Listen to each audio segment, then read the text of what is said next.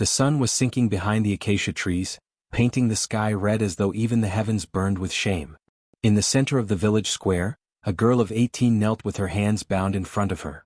Her name was whispered by some with pity, but shouted by others with contempt. She was accused, not of theft, not of witchcraft, but of something far more dangerous in the eyes of her stepmother. She was accused of spoiling the household's fortune. The stepmother stood tall before the council of elders, her voice dripping like poison. Since this girl came of age, our calabashes have cracked, our goats have grown thin, and our stores of grain have withered. She is a burden. She is a curse. Her very presence salts the earth. The elders, weary from months of hunger and fearful of the whispers spreading through the village, nodded. Fear made their judgment cruel. Fear made them listen not to truth but to lies. She must be purified, declared the oldest among them. 7 days of salt. Let her eat nothing else. If she is innocent, the salt will pass through her. If she is guilty, the salt will reveal her corruption. The villagers gasped at the verdict, then began to murmur their approval. Salt was sacred. It preserved food, cleansed wounds, bound covenants. But too much salt was poison. Too much salt stripped life instead of preserving it. To force the girl to eat nothing but salt was no purification. It was a slow execution. The stepmother smiled, hiding her triumph beneath her shawl. That night, before the eyes of the village, the punishment began.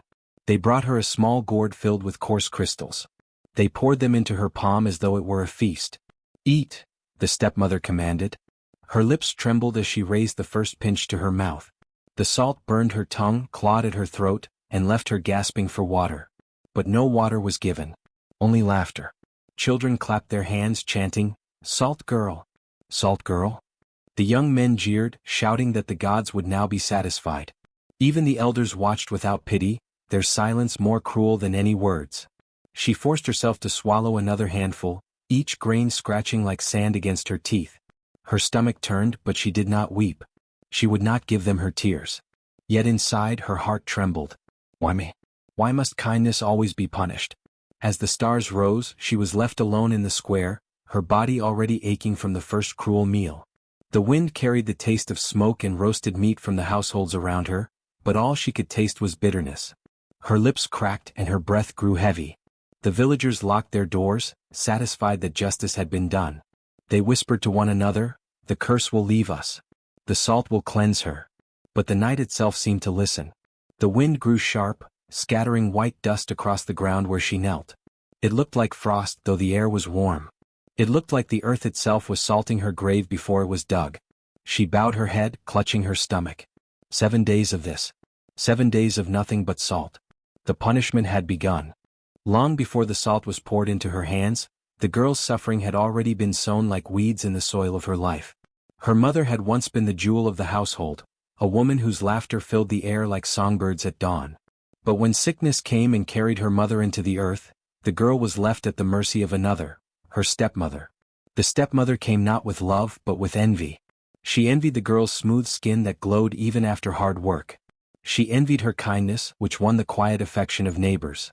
Most of all, she envied the girl's resilience, the way she endured hardship without breaking. But envy is a seed that never grows alone. It spreads, it poisons, it twists truth into lies. At first, the stepmother whispered her venom in corners.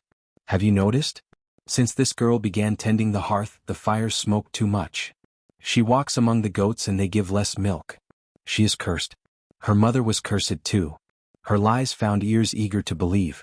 The village had seen seasons of drought. The harvest had failed and the yam fields lay thin and hungry. Goats grew sickly, chickens stopped laying, and every child cried for food. And when people suffer, they always search for a face to blame. The stepmother made sure that face was the girl's. One evening, a storm rose suddenly from a clear sky, lashing the fields with wind that tore roofs from huts. The stepmother stood in the square, clutching her shawl, and cried, "See?" She looks at the heavens and the sky answers with fury. The villagers, tired and fearful, began to nod. They remembered every moment the girl's presence had coincided with misfortune, never seeing that the stepmother's words guided their memory like a hand leading cattle to water. Soon, children were told not to play near her. Women crossed themselves when she passed, muttering, "Salt runs in her veins." Young men spat at her feet, daring her to curse them. The girl kept silent, though her heart burned. She knew defending herself would only feed their suspicion. Her only refuge was the old grave of her mother, where she knelt in the evenings to whisper prayers. She begged for strength, begged for protection, begged that her stepmother's hatred would not consume her. But hatred is patient. It does not burn quickly like dry grass. It waits. It builds. The stepmother knew that mere whispers were not enough. She needed proof, a spectacle that would mark the girl forever in the eyes of the people. One day, as the granary stood nearly empty, a child fell ill. His skin burned with fever, his cries echoing through the village. Fear spread like wildfire. And into that fire the stepmother poured her oil. "It is her," she declared before the elders. "Her very breath carries misfortune.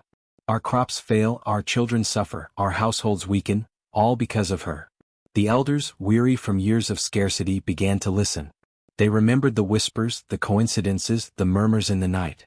Fear made their hearts heavy and their judgment light. "What shall be done?" one asked.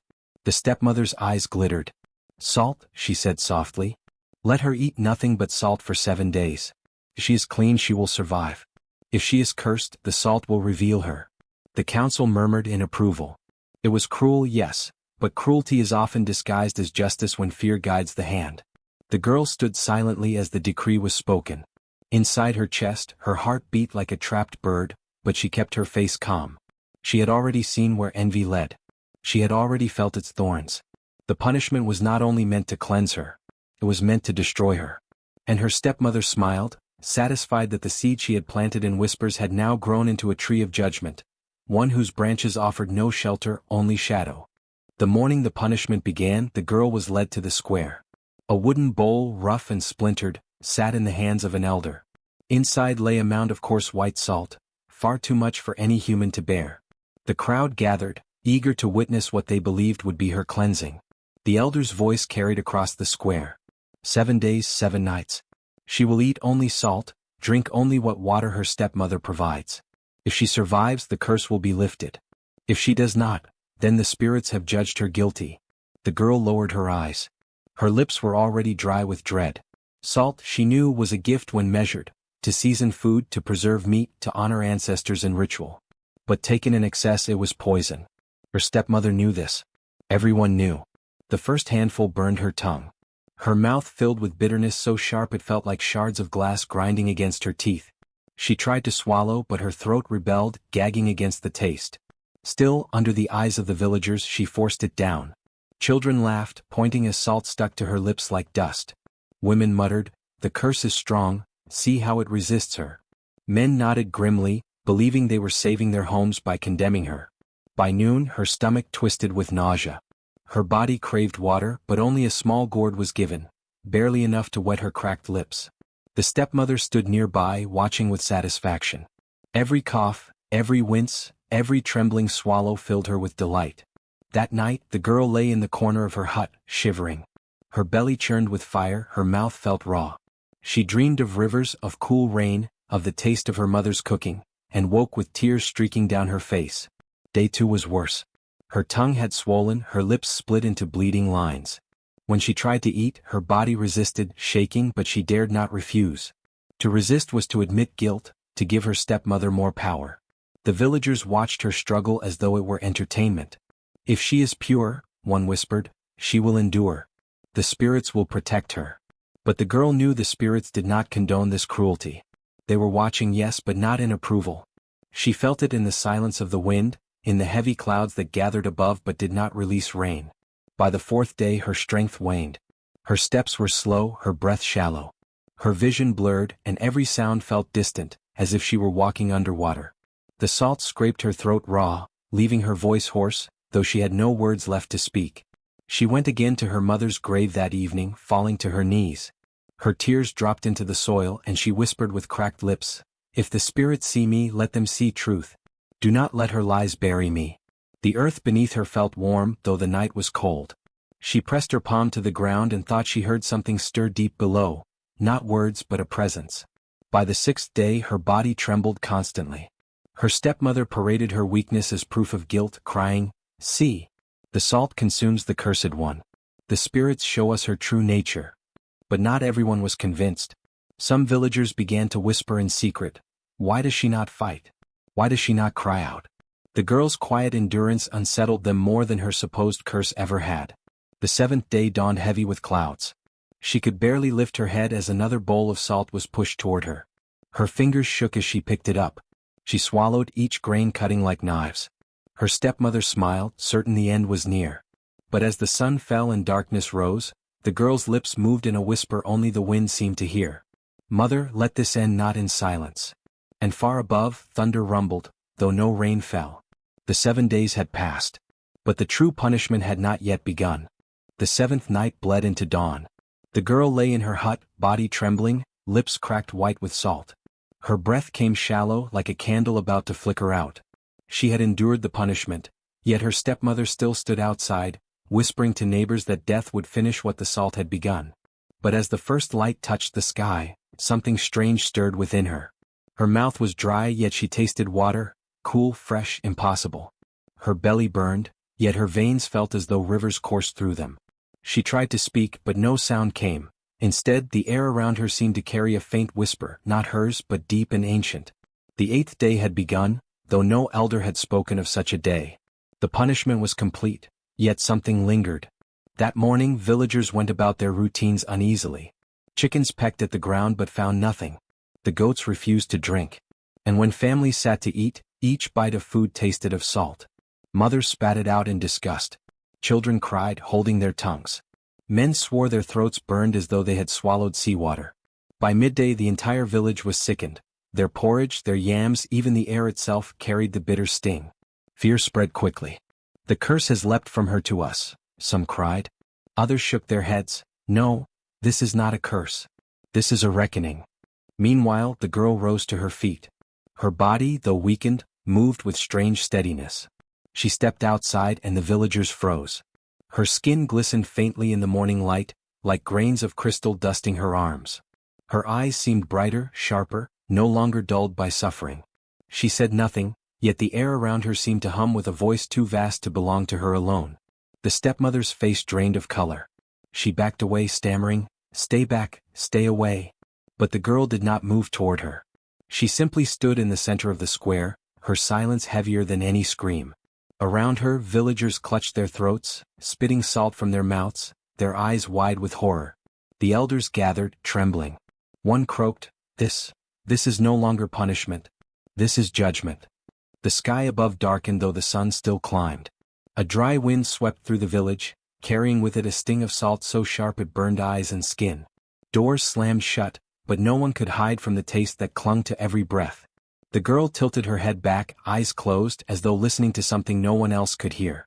The villagers waited, terrified, but she did not speak. It was then the people realized, the silence was more powerful than any words. By dusk the entire village was choking on bitterness. Crops withered. Water gourds soured. Salt filled every bowl, every mouth, every breath. And the girl, the one they had named Cursed, walked calmly through it all, untouched. The 8th day had come and with it the world had turned. By the second night of the 8th day the salt would not leave them. Every meal spoiled. Yams turned bitter before they were cooked, beans boiled into brine. Even the milk of nursing mothers carried the taste. Infants wailed, coughing as though their tongues burned. Panic rippled through the huts. Men stormed to the elders demanding answers. "Lift the curse. Undo what you have done." But the elders sat silent, their own lips white with dryness. Their punishment had been meant to cleanse the village, not poison it. Yet the air itself now stung of salt, and the ground crackled under their feet like a desert floor. Some whispered of fleeing. But those who tried found the paths leading from the village lined with pale crystals that cut their feet and drove them back. The curse had sealed them in. Meanwhile, the girl walked freely among them. She did not eat, yet she did not weaken. She drank nothing, yet her skin glowed faintly in the moonlight as if the salt had become part of her.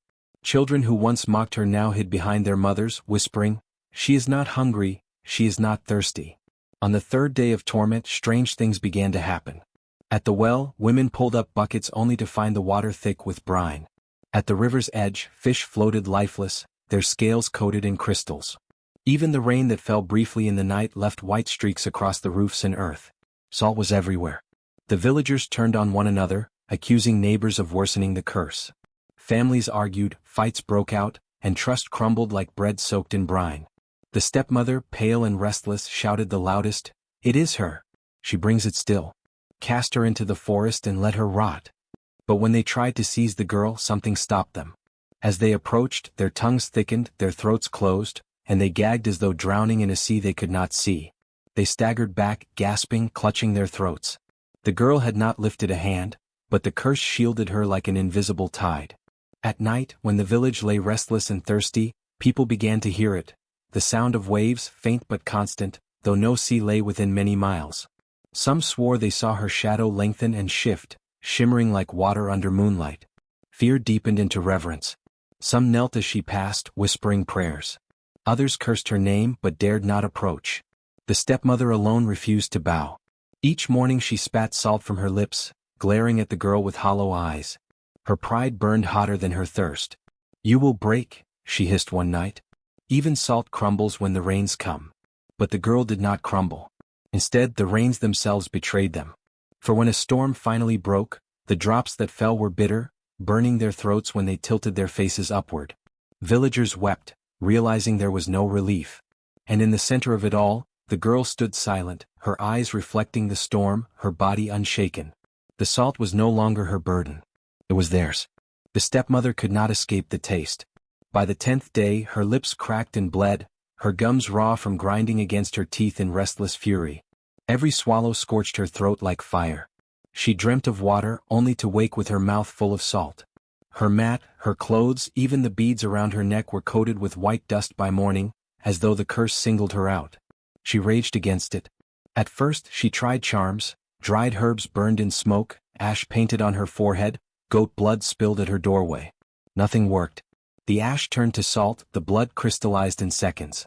The villagers watched with wide eyes, whispering that the curse knew her guilt. Desperation gnawed at her. She spat into the dust at the girl's feet. "You think this makes you strong? You think the spirits walk with you? You are nothing. I will not kneel." The girl said nothing. She only looked at her stepmother, and for the first time the stepmother felt her own body tremble under that silent gaze. On the 12th night her torment deepened. Her tongue thickened, heavy and swollen, until she could hardly form words. Yet in her mind she heard voices, mocking, echoing as though the salt itself whispered back at her. "You fed her salt. Now salt feeds on you." She clawed at her throat, gasping, but no relief came. Her own breath felt sharp as if she inhaled shards of glass. Sleep deserted her. In the darkness she heard it, the sound of rushing waves. She rose, staggering outside, only to see the girl standing by the square, her hair blowing though no wind stirred. Behind the girl shimmered an image, a vast endless sea stretching across the night sky, its waters glittering with salt. The stepmother dropped to her knees, choking. Villagers peered from their huts but dared not intervene. They saw the stepmother crawling in the dust, her hands leaving trails of white as though salt poured from her very veins. By morning her eyes were bloodshot, her skin drawn tight. Children cried when they saw her, whispering, "She is becoming the salt." But still she would not yield. On the 15th day she stumbled into the council, hair wild, face hollow. She pointed at the girl. "She is no blessing, she is a curse. She will drown us all in salt." The elders stared at her with pity and fear. Their own tongues burned too, but not like hers. Not with this consuming rot. They murmured among themselves, perhaps the curse was hers alone to bear. As she ranted, her jaw locked. A low grinding sound filled the air. Her teeth began to crumble, not with age but with the brittleness of salt. Tiny white shards fell to the floor. The hut fell silent. Her mouth opened in a scream, but no sound came. Only salt poured from her lips, spilling down her chin, scattering across the ground. She staggered back, clutching her face, eyes wild. The elders drew away, terrified. The villagers outside gasped as she burst from the council hut, salt falling in streams from her mouth and nose. She collapsed in the dust of the square, choking and writhing, her body shaking. The girl stepped forward, her gaze calm but merciless. For a moment their eyes met, and the stepmother knew this was no punishment of chance. It was judgment. Her body convulsed once more, then went still. When the villagers approached, they found her body stiff, her skin pale, her mouth open wide. Inside, no tongue, no teeth, only a cavern of hardened salt. The people backed away horrified. They whispered, "The salt has claimed her." And in the center of it all stood the girl, untouched, her eyes reflecting both grief and power. The stepmother's reign of cruelty was ended, not by hands but by the very salt she had chosen as a weapon. But the curse was not finished. The taste lingered in every throat. The stepmother's body had turned to salt, but her death brought no relief. By dawn the entire village woke to the same torment. Dry tongues, parched throats, lips cracked and bleeding. No matter how much water they drank, the taste of salt clung stubbornly to their mouths, as if it flowed through their veins. Children cried, clawing at their lips. Mothers tried feeding them milk, but the infants gagged and spat it out, choking on the bitter taste. Hunters returned from the forest with meat, yet every bite turned into a mouthful of brine. Even the crops in the fields began to wither, their leaves curling as if the soil itself had soured. The curse was spreading. Villagers whispered in dread. "She has cursed us all." Some blamed the girl, their voices sharp with fear. They shouted, "She must be driven out. Cast her into the wilderness before the salt drowns us." But others shook their heads, trembling. They had seen the stepmother's fate. They had seen salt pour from her mouth until her breath was gone. To defy the girl now was to invite the same end. And so the village split, half crying for her banishment, half bowing to her in uneasy reverence. The girl herself remained silent as always. She walked through the square, thin and pale, yet her steps were steady. When people stared at her, she did not speak, but her silence carried weight heavier than any word. On the 7th night after her stepmother's fall, the suffering grew unbearable. The river that had once nourished the people began to foam white, its waters tasting of salt. Fish floated to the surface, their scales gleaming with a crystalline sheen. The villagers wailed, for their last source of life had turned against them. That night the voice of the people rose together, desperate, pleading. They gathered under the baobab tree where the elders sat. Their faces were gaunt, their throats raw, their breath shallow. "Undo this curse," they begged. "Call the girl, make her sing, make her speak. If she has power, let her save us." But the elders could only bow their heads. They had tried every ritual, ashes, blood, fire, chants. Nothing broke the taste of salt. They knew the truth, it was no curse that could be undone. It was judgment. The next morning when the sun rose over the village, it burned red through a haze of white. The air itself seemed thick with salt. The people stumbled from their huts, coughing, spitting crystals into the dirt. And there at the center of the square the girl stood. She carried no gourd, no food, yet she did not starve. Her lips were cracked, but her eyes were clear. The villagers fell to their knees before her, fear and awe twisting their faces. "Silent One," they whispered, "have mercy." But she did not answer. She simply looked past them toward the horizon, where storm clouds gathered in a heavy sky. The salt had begun with her. Now it belonged to them all. The river was the village's lifeline. Its water filled their gourds, fed their crops, and washed their weary bodies after long days. But on the 8th morning it betrayed them. At first, children playing at the bank screamed when the fish they tried to catch floated belly up, their bodies stiff with white crystals. Soon after, women who came to fetch water dropped their calabashes in horror. The surface of the river shimmered pale, not like sunlight on clear water but like frost on a grave. When the first villager bent down to drink, he spat and gagged violently. "Salt," he cried, clutching his stomach. Others tried, desperate for relief, but every swallow burned their throats. The river was no longer water. It was brine. Panic spread. Men ran into the fields, hoping to dig shallow wells, but each hole filled with cloudy, bitter water. Goats and cattle refused to drink, collapsing in the dust with tongues swollen. Mothers wept as their children's lips split open, bleeding from thirst. The curse was no longer confined to their bodies. It had consumed the land. By midday, the square filled with the stench of desperation. The elders argued beneath the baobab tree, their voices cracked and hoarse. "It is her fault," one spat, pointing toward the girl. "She has brought this salt upon us. Cast her into the wilderness before the earth itself dies." But another elder, older and wearier, shook his head. "Do you not see? She is untouched. She drinks no water, yet she walks strong. She eats no food, yet her eyes remain clear. She is not cursed. She is chosen." The people murmured uneasily. Chosen, or condemned? None could tell. The girl herself said nothing. She stood at the riverbank, staring into the salt foam that lapped at her feet. In the rippling surface she thought she saw something move, not fish but a shadow long and sinuous, gliding deep beneath. A voice brushed her mind, low and cold. "They gave you salt to break you. But salt remembers. Salt punishes." She flinched but did not speak. That night, as the village tried to sleep, the river roared louder than ever before. Some swore they heard laughter in the water, a sound like many voices woven together, mocking, relentless. The smell of brine filled the air, seeping into their huts, their blankets, even their breath. By dawn, the earth around the village had begun to whiten. Crystals formed on the hut's walls, glimmering like frost. When the wind blew, it carried sharp grains that stung the skin and filled the villagers' mouths with bitterness. Children wailed. Men fell to their knees. Finally they gathered before the girl, bowing low. Their voices shook, broken by thirst. "Silent One, save us. You were made to suffer, and now we suffer with you. If there is power in you, release us. If there is mercy in you, show it." But she only looked at them, her face calm, her silence unbroken. She remembered the taste of salt forced down her throat, the laughter of the villagers as they mocked her.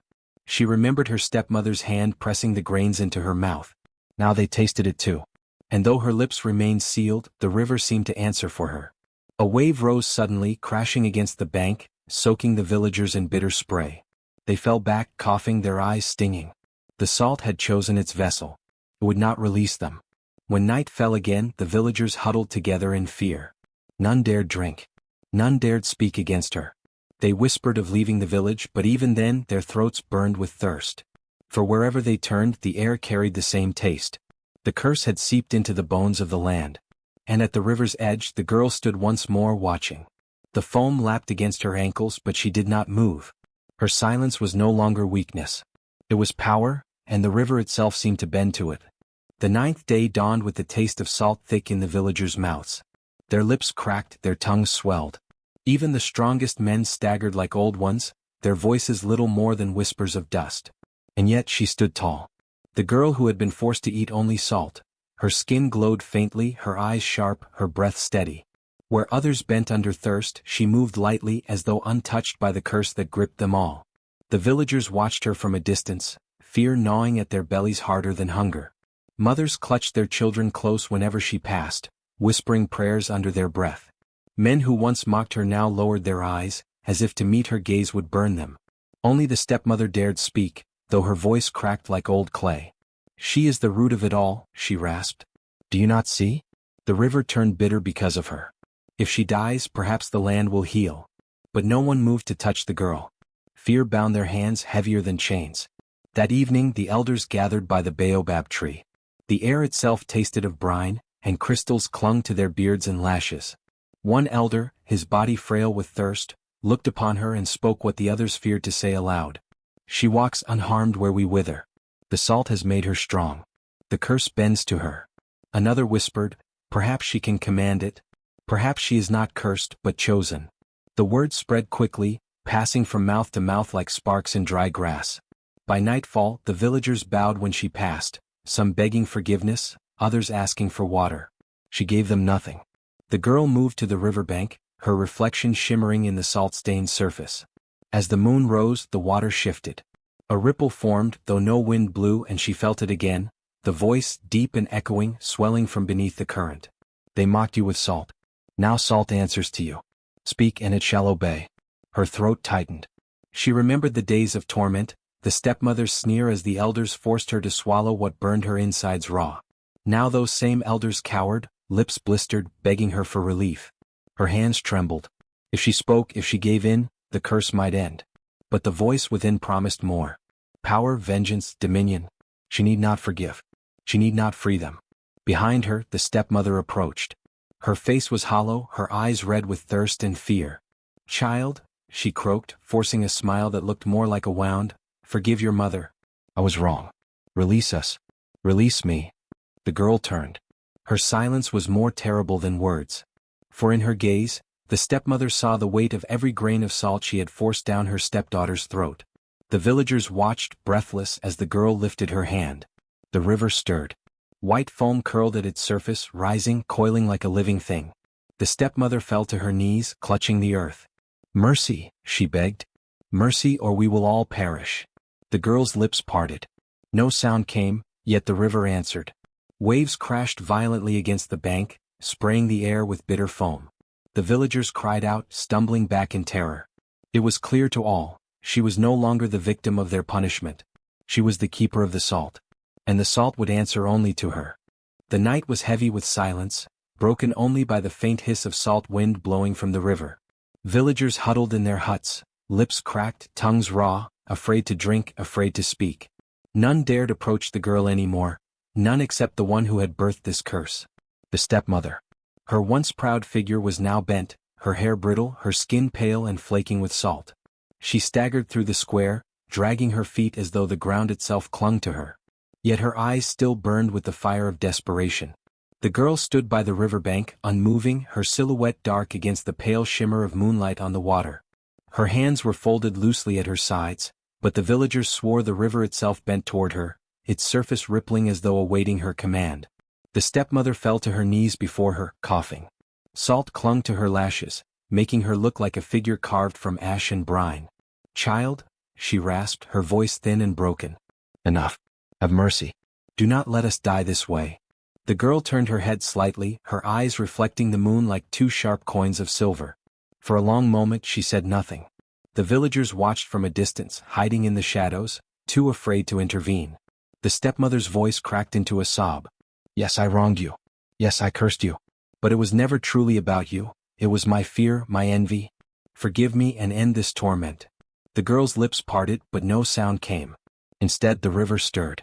A sudden wave rose high, as though summoned by her silence, crashing violently onto the bank. The villagers shrieked and ran, their bodies slick with brine as the water sprayed them. The stepmother's eyes widened. You command it now." The girl lowered her gaze, and for the first time her voice, her own voice, slipped through, fragile but clear.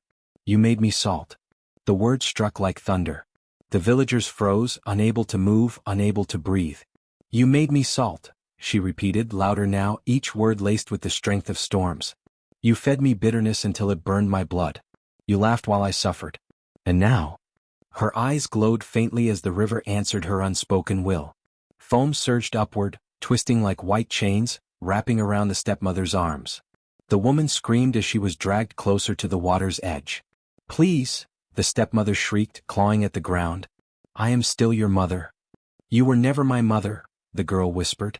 The villagers gasped as the waves pulled tighter, dragging the stepmother until her face nearly touched the foaming surface. Salt crusted her lips as she thrashed, coughing and choking. "Spare her," one elder cried out, falling to his knees. "If you destroy her, the curse may consume us all." The girl turned her gaze on him. He fell silent, trembling, as though her eyes alone pressed the air from his chest. Then, slowly she raised her hand. The water froze in place. Foam trembled inches from the stepmother's mouth, but did not drown her. The girl's voice carried again, soft but sharp. "You wanted me broken. You wanted me gone. But I have become what you cannot fight. Salt in your mouth, salt in your blood. Wherever you go you will taste it. You will never escape it." The stepmother wailed, thrashing in terror. No, please." But the girl only lowered her hand. The foam uncurled, dropping the woman onto the muddy bank. She lay there, gasping, her body quivering like a fish left in the sun. The girl stepped closer, her bare feet leaving dry white prints on the ground. She bent low, her shadow stretching over the stepmother. "You will live," she whispered. "But you will never drink without choking. Never eat without tasting me. For every grain of salt that touches your tongue, you will remember what you did." The stepmother's scream echoed across the village, carrying into the night, swallowed by the wind. The girl turned back toward the river. The water shimmered and calmed, settling like glass. She stood tall, no longer frail, no longer silent. The villagers bowed their heads, some in fear, others in reverence. For they understood now, the salt was hers. And through it she was theirs, master and curse alike. Years passed. The girl became a woman, and the story of her punishment and survival spread far beyond the village. Yet no matter how much time flowed, the taste of salt never left them. Even when the river seemed calm, its water burned the villagers' tongues. Every gourd of palm wine carried a bitter edge, every grain of food seemed coated in brine. They washed their faces and found their skin drying, their lips cracking. They spat, they prayed, they begged, but the salt clung to them like a second skin. Children grew up knowing no sweetness. From their first breath, they learned the sharp sting of thirst, and when they asked their mothers why, the women whispered, "It is because of her." The girl who had been cursed became something greater. She no longer lived among them, but by the river's edge, where she kept her silent vigil. Each dawn, she was seen walking barefoot on the mud, her shadow long and proud, her eyes reflecting the water as though she belonged more to the river than to the land. The villagers called her many names, the salt-bearer, the river's daughter, the living curse. Some feared her, bowing low whenever she passed. Others left offerings of food and cloth at the bank, hoping she would ease the sting on their tongues. But she never answered. The stepmother, once proud and cunning, withered before their eyes. She lived as promised, but every swallow of food brought her choking to the ground, every sip of water turned her stomach. Her cries could be heard at night as she begged for mercy that never came. Some said she aged twice as fast as the others, her skin lined with cracks like dried riverbeds, her eyes always wet with desperate tears. When storms came, the curse grew stronger. Rain fell, but instead of quenching thirst, it coated their lips with salt. The elders muttered that the sky itself had been turned against them, that even the clouds remembered her suffering. And still the girl lived by the river, untouched. Travelers who passed through the village carried the story far, weaving it into songs and warnings. They told of a young woman who had eaten salt for 7 days and turned her torment into power. They told of a stepmother who mocked her and was condemned to taste her cruelty forever. They told of a river that listened to the silent, and answered with storms. Children shivered by the fires when elders ended the tale with the same words. Never mock hunger. Never feed bitterness to the innocent. For salt may cling longer than sorrow, and once it chooses a tongue, it never leaves. One evening, long after the first curse, a traveler sat with the villagers and asked a question. Does she still live? The square grew silent. No one dared answer. Finally, an old woman, her lips cracked and white, leaned forward and whispered. She does not die. She waits. The traveler frowned. Waits for what? The old woman lifted a trembling hand, pointing toward the river. For the day when the taste leaves us. For the day when she chooses to drink sweet water again. Until then we are hers. That night, as lightning flashed across the sky, children swore they saw her figure by the riverbank, her hair streaming like smoke, her eyes glimmering pale as the moon. They said she dipped her hand into the water, lifted it to her lips, and smiled, though no one knew whether it was in forgiveness or in warning. The villagers turned away, closing their doors, their mouths dry, their throats burning. And when the thunder rolled, it carried her voice across the night. You fed me salt. Now salt feeds you. From that day onward, no villager dared speak her name aloud. She became legend, both curse and guardian, her story carried on the wind, her presence in every drop of water. And so the haunting truth remained. Salt never left them. Not from their tongues, not from their fields, not from their blood. And whenever storms gathered over the river, they all wondered in terror. Would this be the night she drank sweet water again?